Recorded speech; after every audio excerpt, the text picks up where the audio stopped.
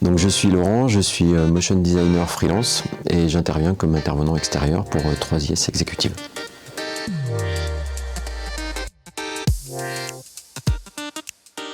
Alors en très bref, le motion design, c'est tout ce qui va concerner l'animation d'éléments graphiques. C'est un dérivé de ce qu'on appelait au départ l'infographie. Et donc aujourd'hui, ça a énormément évolué. On va mélanger des styles de 2D, de la 3D, on va mélanger le graphisme avec la vidéo.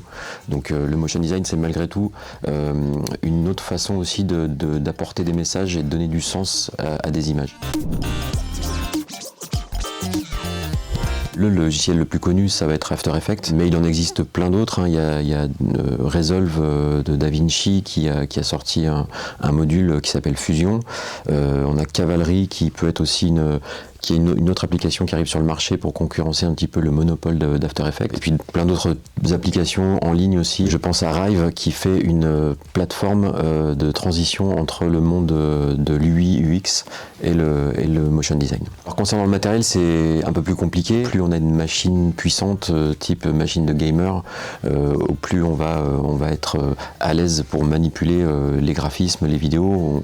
On manipule aujourd'hui des images en 4K, en 8K, donc il va falloir des machines qui soient suffisamment solides pour pouvoir absorber le choc de toutes ces images. Après, le motion design peut se faire effectivement sur tablette quand on ne fait pas de 3D, quand on ne fait pas de choses trop élaborées.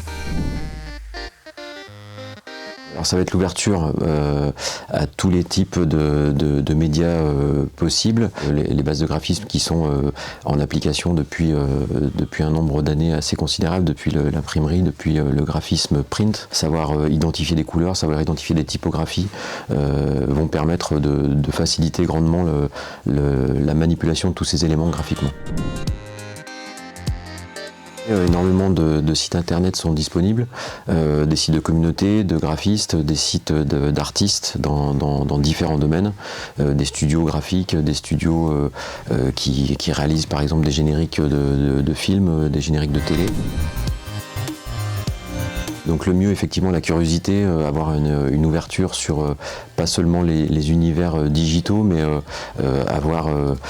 aller dans des musées, aller voir des expositions photos, se balader dans la nature pour être inspiré par différents éléments qui nous entourent. Il existe de nombreux contenus sur Internet. On peut trouver beaucoup de tutos sur énormément de chaînes YouTube pour ne nommer que cette plateforme. Il y a beaucoup de choses qu'on peut faire en autodidacte, mais moi je vais toujours conseiller de se rapprocher d'un professionnel qui peut aider et donner les bonnes pratiques, donner les bonnes bases dès le départ et éviter de perdre trop de temps inutilement en s'éparpillant avec ces contenus disponibles sur Internet.